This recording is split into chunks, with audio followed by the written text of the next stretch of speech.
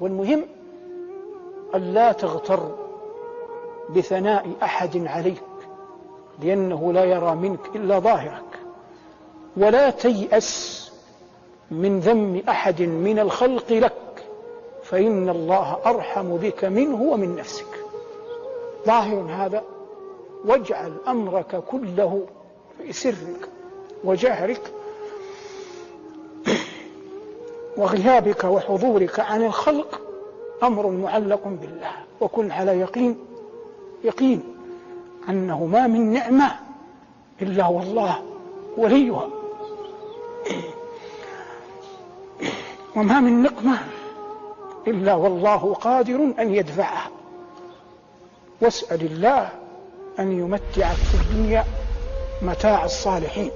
وفي القرآن: إن ولي الله الذي نزل الكتاب وهو يتولى الصالحين. اللهم اجعلنا منهم.